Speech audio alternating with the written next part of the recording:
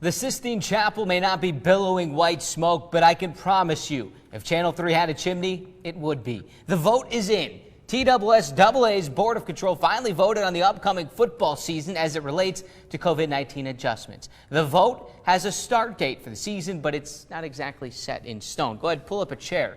We'll try to unpack it for you. The vote was for option 2 of the hybrid clause. Option 2 says the season starts September 18th, 8-game regular season with the playoffs cut in half. For example, on the public side, 16 teams in each classification make the postseason. That's only region champs and runner-ups. Now for the clause. If Governor Bill Lee allows teams to begin full contact practice at any point before his executive order is to expire on August 30th, then the season would start 3 weeks after that. So yes, it could essentially still start on August 21st or at any point before September 18th.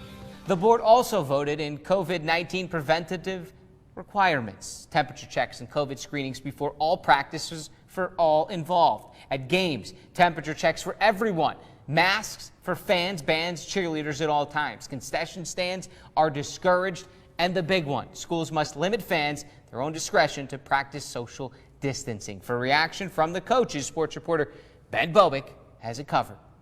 We've been telling everybody all summer long when it comes to that return to play plan for football. Coaches or planners, they want that date. Well, they didn't get it today, but they at least have a plan, and that plan will ease some of the stress if that hybrid part does kick in. If they start earlier than August 30th, they'll play their normal schedule, so coaches and athletic departments won't have to worry about trying to find non-conference opponents. There's a lot more that go into it than people think, but as for coaches in the area, like anything, you're going to get a mixed bag of reactions depending on that team's situation. So we caught up with Boyd Buchanan head coach Jeremy Boskin. He's a military man, mind you, so he's used to being on a regiment, but he puts things into perspective and gives us a look at how they'll handle the fan situation a bit at their games. I'm happy with it because it gives us the most opportunity to play as many games as possible. I mean, we can get nitpicky and say there's not a start date, or we're going to have to sit on pins and needles every weekend to see if when we get to play.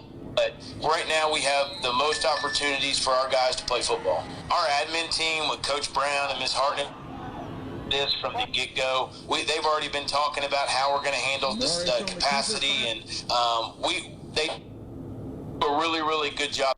To circle back on that set date, TSSAA Executive Director Bernard Childers had a good point. He said no matter when we start, August 30th, August 3rd, whenever, you're going to have 3 weeks of practice no matter what before you start games. And that goes for every school in the state. But that crowd situation is an interesting one. I think of schools like South Pittsburgh, the Bradley County schools, Meigs County, who get a lot of fans there on a Friday night. It's going to be interesting to see their plan to get some fans in the stands come football time. But at least now we have a plan to get back to football here in Tennessee.